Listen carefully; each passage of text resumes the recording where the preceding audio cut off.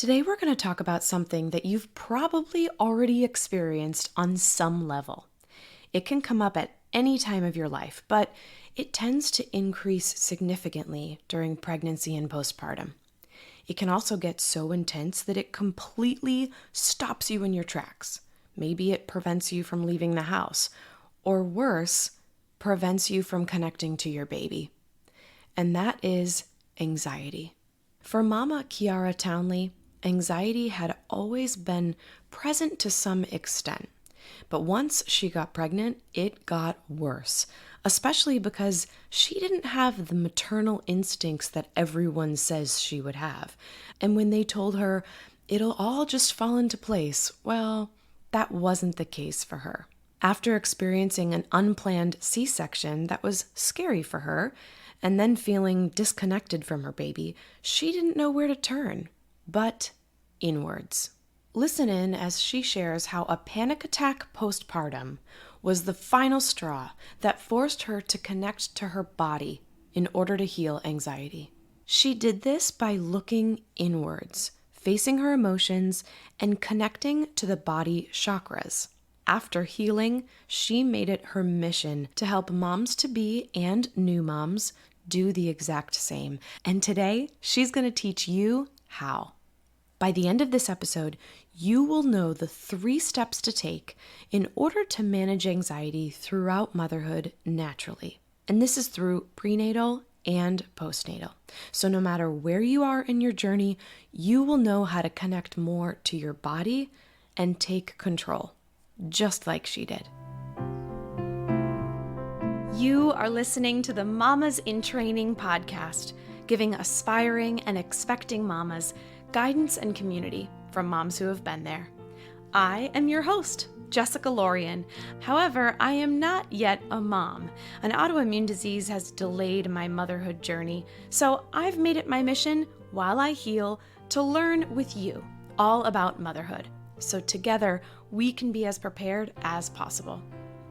So now, what if you could control anxiety that might arise during motherhood without medication?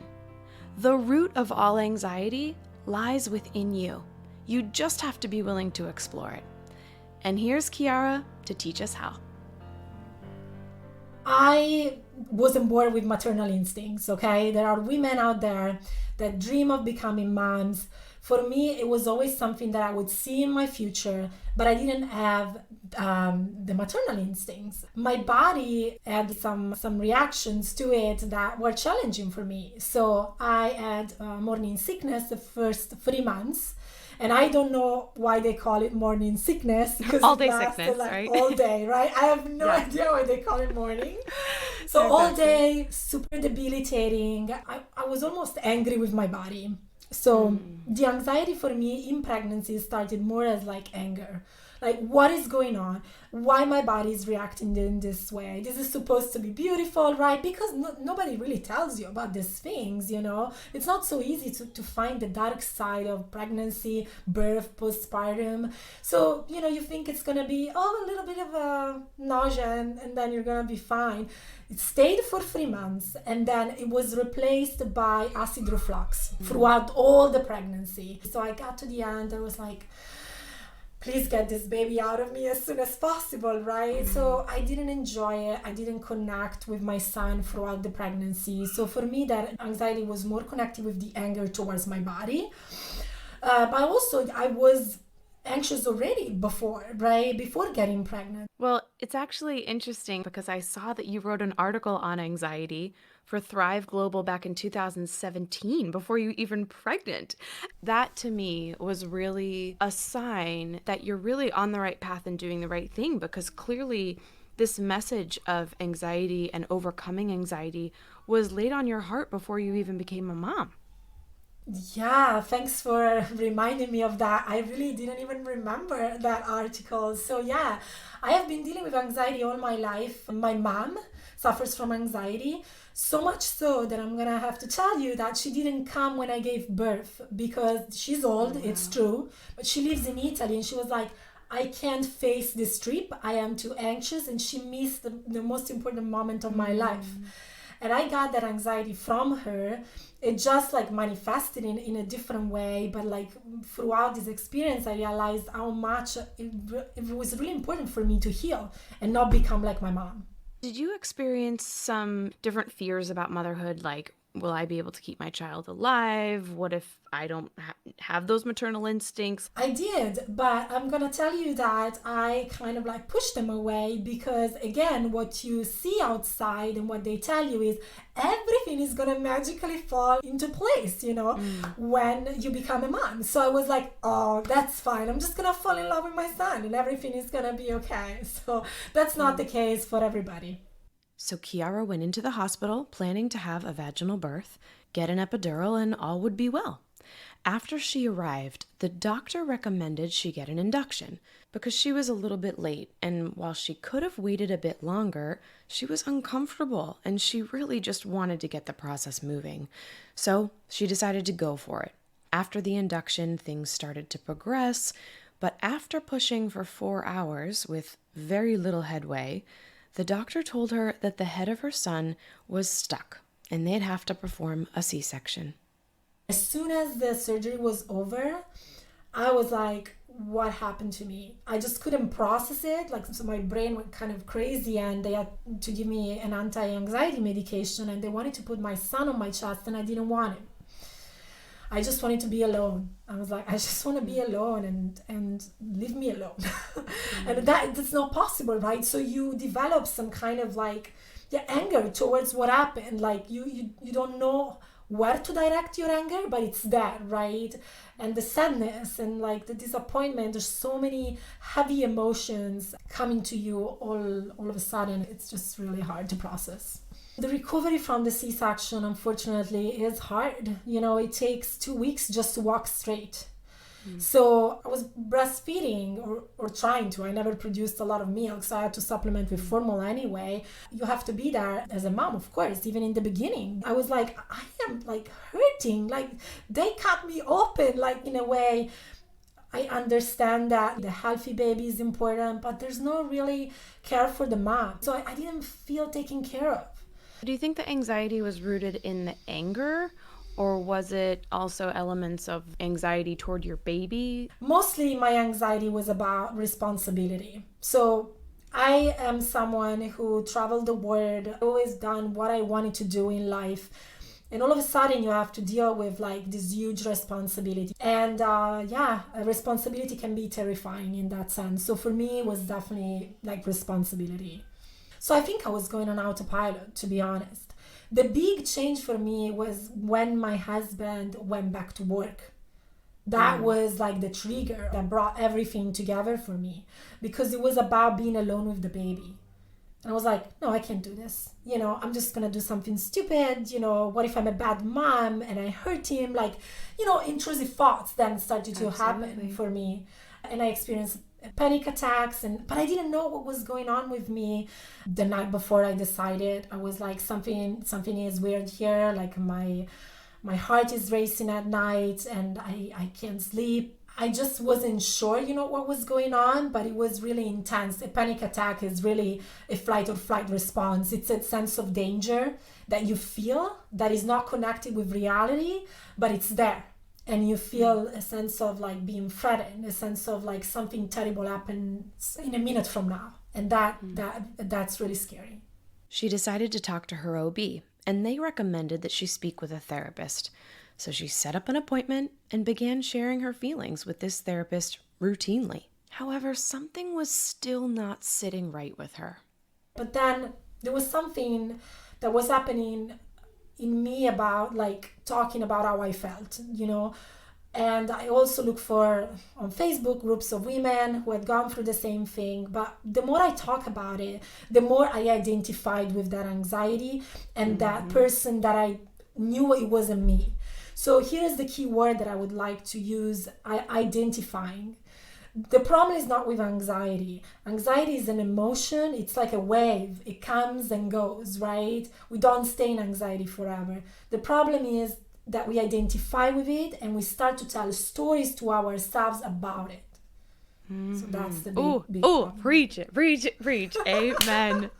Oh my gosh. I am a huge Tony Robbins fan. One thing that I've always kept with me is the way that he, explains it really is this way of identification. So, for example, if you are saying that you are a recovering alcoholic, you will always be a recovering alcoholic until you're making the proclamation that you are healed from that, and then that's no longer part of your story. But if it's part of your story, then you still somehow, on some level, identify with that. And so I think that's really powerful to hear, because of course I'm all about talking out how you're feeling and seeing a therapist and going through that time of healing. But I also do think we have to know when there's the time to either close that chapter and open up a new one, or go toward another method that might help us heal in a more productive way. Yeah, absolutely. I think whatever works for you, I think I love talking things out. I was born and raised in Italy, so we do that all the time. Mm-hmm. But in this case, for me, it was like, I knew I wasn't that person. I knew that was temporary inside of me, inside my heart. And so I was like, why do I have to talk about these horrible things? And so I sat with my anxiety. I was doing meditation, so obviously I'm not new to that, so I closed my eyes, I started to breathe into it.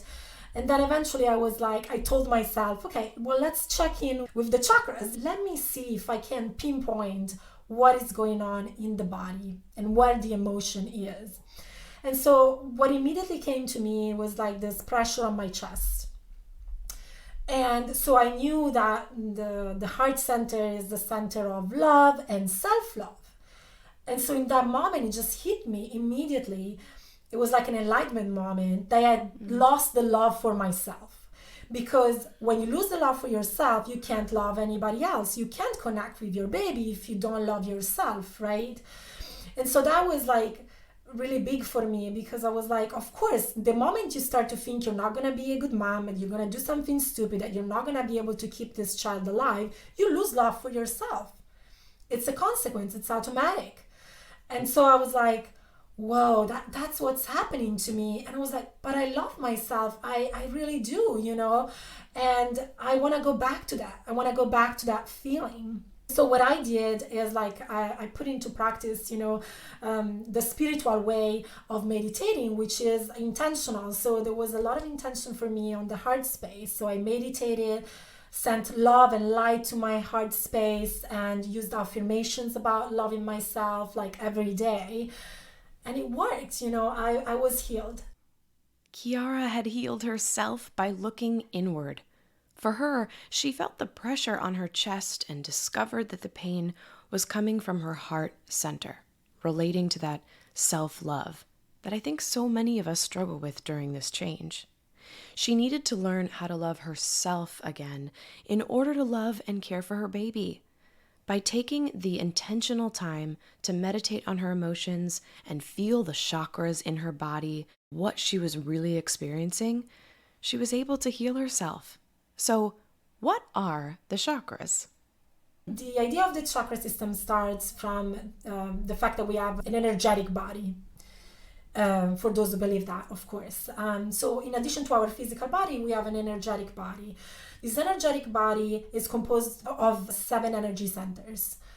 And these centers start from the base of the spine and they go up to the top of the head. Each one of these centers corresponds to a specific area of our life and a specific area of the body. Now, the imbalance of whatever is happening in your life that is not working out starts at an energetic level. But if you don't take care of it, it becomes physical. In some cases, if it becomes serious. Anxiety mostly resides in the lower centers. So the root chakra is at the base of the spine. The sacral chakra is at the belly level, and the solar plexus chakra is in the stomach. So these are called survival centers because they're connected with our ego and our basic needs. So I categorize anxiety based on these 3 types. So the root chakra anxiety, because the root chakra is connected with our sense of safety and security, it's exactly what I was talking about, not feeling safe. So that sense of danger that brings irrational thoughts that are not rooted in reality, it's a matter of safety and security. So you don't feel safe. For some reason, you don't feel safe in this moment. So that's the root chakra anxiety. The sacral anxiety in the belly is connected with our past. So it's about events that actually occurred that cause anxiety and that we haven't been able to process. And so the emotion keeps coming back even if the event is in the past. So this is about unprocessed emotions, and there's a lot to unpack there because of course depends on the different stories that we all have. And the solar plexus chakra is the anxiety related to our personal power. So that is the center of our personal power, our ego. This is the center where we want to control things. As humans in general, we want to have control. And so the idea of like losing control, and there's so much in it in pregnancy and birth and postpartum, we can't be okay with that. You know, we struggle with losing that control. And that type of anxiety then is located in the stomach. So for the person that's listening, that's like, this all sounds amazing, but I've never meditated in my life. I've never used affirmations in my life. I've never even taken a moment to sit in silence and just listen to my own thoughts. How do we actually do this step-by-step process to heal ourselves of this anxiety and connect back into these chakras, whether or not we know about them and we've done the research about them, but how can we do this sort of as like a ABC version, so to speak? Yeah, good question. I'm just going to give you the very, very basic way to deal with this because the way of categorizing this is just based on my work. So anxiety is an emotion. So first of all, start by understanding that you want to be with every emotion that you feel in life. When you escape an emotion, the emotion comes back stronger. And so in the case of heavy emotions, I don't like the word negative, so I try to say heavy. If you reject anxiety, it's going to come back stronger. And when I say reject, I also personally don't like when people tell you find a distraction. You know, just go clean your house or get out. And yes, it's fine, but it's not going to help you heal. That's the problem. Like the healing for good, it's not going to occur like that. So this is the first thing. Stay with your anxiety. I understand it's a very scary feeling. It's one of the scariest probably because that's the one that sometimes brings very worst case scenario type of thing. But my advice is to sit down and breathe into this anxiety. Just breathe, you know, because it's temporary. It's not going to stay with you forever. Okay, so just believe that because it's just an emotion and they come and go. The other important thing to remember, don't start to investigate what is going on in the moment you feel anxiety. That is very bad because then you start to tell yourself stories about it. So your brain then tells you stories, your body reacts, you feel like the stomach, there is like a belly, and it keeps like in a circle, right? So just breathe for the moment. Once you feel better later in the day, when you're doing something like that makes you feel good and you don't have that anxiety, investigate because you want to get to the root cause of your anxiety. If you don't get to the root cause, there's no healing possible. So one of the best tips is like journal. So start to ask yourself questions. The moment you start to ask yourself questions, even though you maybe you don't get an answer right away, it's gonna come to you, at some point. But keep on doing this work of staying with the anxiety and investigating. You'll find your root cause eventually. What kind of questions would you recommend asking yourself? I would start to go in the past. First of all, big traumas. Ask yourself these questions based upon the chakras that I talked about before. Do I feel safe in the world? That's a very basic, important question. So that one is going to tell you like why you have these irrational thoughts. Once you know that you're not safe, you can ask additional questions. Why don't I feel safe? Is it something that I'm afraid that I'm just going to open the door and a car is going to hit me? Like what type of fear do I have? And if it's something about the past, try to get like really back in time when that feeling of anxiety started. This like will be different for every person, but it will help you then, like, when did it start? When did I start to feel anxious? Was it at school? Was it like when I couldn't keep a boyfriend? Whatever, like just start to, investigate in your past, And the last part obviously is about control, right? I learned from this experience that I'm a control freak. I didn't know. I love that you didn't know that about yourself. I already know that about myself. Oh my God. So that's another question, like, how do I feel about control? Are there things in my life that I'm doing to control what I can? Like, do I have like really obsessive compulsive behavior? So the compulsive behavior is related to control too, like it could be related to worst fear and worst case scenario, but it could be also control, and it could be both. It's hard. There's a lot of investigation that needs to take place. So we've experienced it. We've then investigated it, maybe through a journaling experience, and then controlling it. What are some ways that we then can control it? I would say try really your best to, once you have a root cause or an idea of a root cause, try your best then to release the stories that are connected with that root cause, Like a trauma happened, and based on that trauma, you started to tell yourself that you're not worthy, that you can't do anything right, that you're not good enough. Start by like really understanding that they are stories that you're telling yourself. So try to write down some counter beliefs to to the stories you tell yourself. The brain there is neuroplasticity, right? So the brain learns new pathways. The more you do the work of stopping the stories and replacing, the more your brain is going to learn that pathway. Absolutely. And that's kind of where the affirmations come in that you said that you used, because then you have this new story that you're telling yourself, this new encouraging, positive story you're telling yourself. Yeah. And well, that is something that like I do in session. I use a lot of emotion type of therapy. So connecting like the emotion with the color, and then I help the person breathing in and breathing out. Chiara does this work with her clients through something called the alchemy method. It's a journey she takes you on through the elements: earth, water, fire, air, and ether. It's her way of helping women heal, preferably before becoming moms, but not always. And she does this by aligning you with your soul path. It starts from the idea of the 5 elements. And so we all have these elements inside of us, but I use them as a path to take you from anxiety and limiting beliefs about motherhood to the connection with your baby, essentially. So in few words, the earth part is getting to the root, which is what we talked about before. Just let's get to the root of this anxiety and limiting beliefs.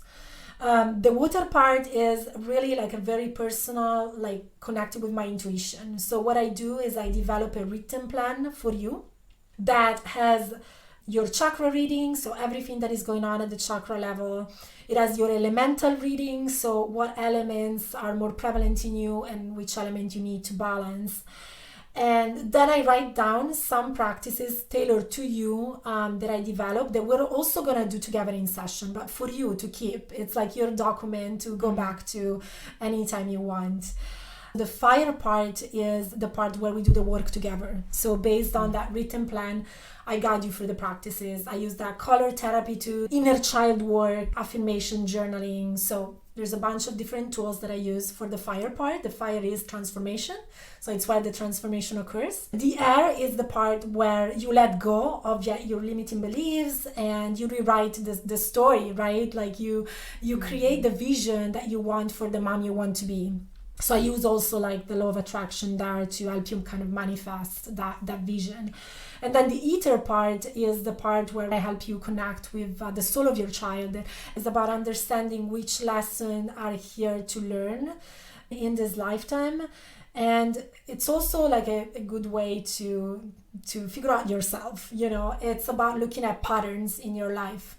Are there patterns that keep on coming back? Like if I was abused in the past, like maybe I'm gonna meet an abusive boyfriend and an abusive boss. Like what is the pattern that is repeating? This is just like, bigger traumas obviously, but is to show how to do it in essentially. So those patterns reveal the soul path. So what are these lessons that you're here to learn? I really admire this work so much because, of course, there's absolutely nothing wrong with medication. There's a place for it. It's necessary for many, many people.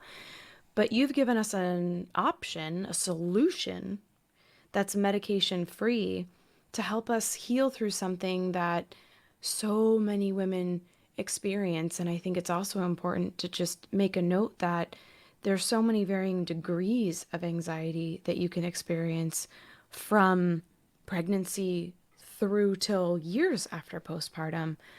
And this is just an awesome solution that whether or not you want to work with Chiara, you now have these tools to know how to just take the first step, right? And I love that idea of letting yourself experience it, sitting down with yourself, investigating it, maybe with a bath or a nice little candle or something, and your journal, and then taking the time to realize and figure out, how do I want to control this and how do I want to turn this into something positive, whether that's using your tools that you gave us, like words of affirmation or those moments of meditation, or if it's even further, like working with someone like yourself to really get to these root causes and know.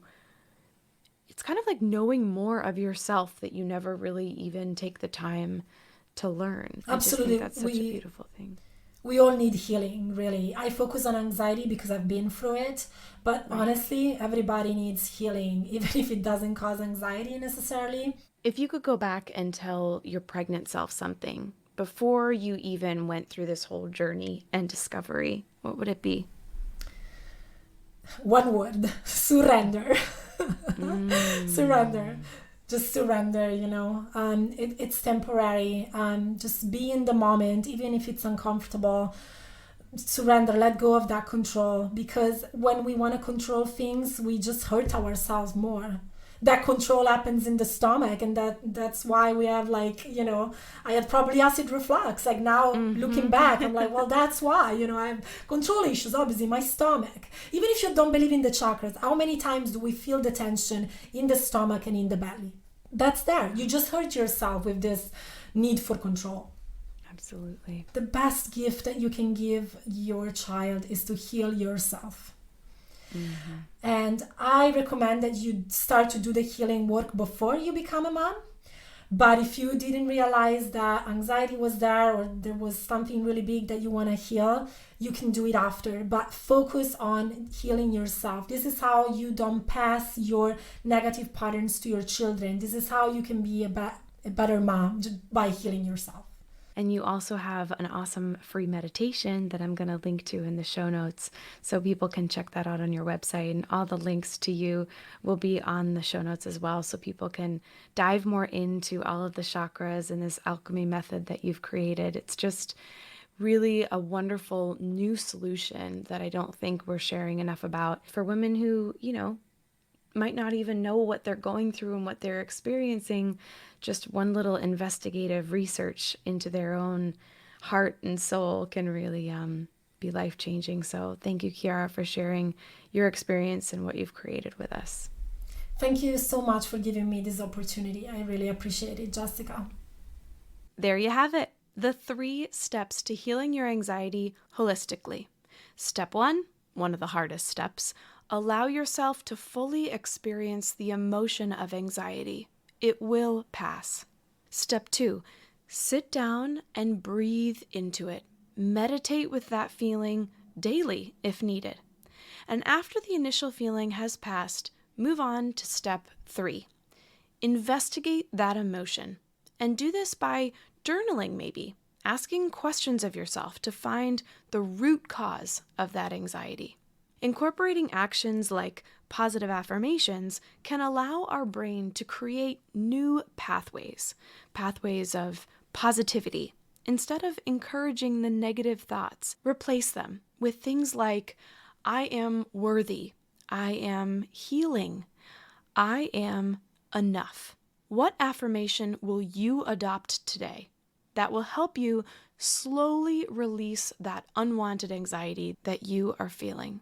If you want to get your hands on a list of positive affirmations, then join us now in the Mamas in Training Facebook group so you can see what other women use to get them through those moments of anxiety. All you have to do is click on the link in the show notes and be welcomed in today by a group of supportive and loving women. I can't wait to see you in there.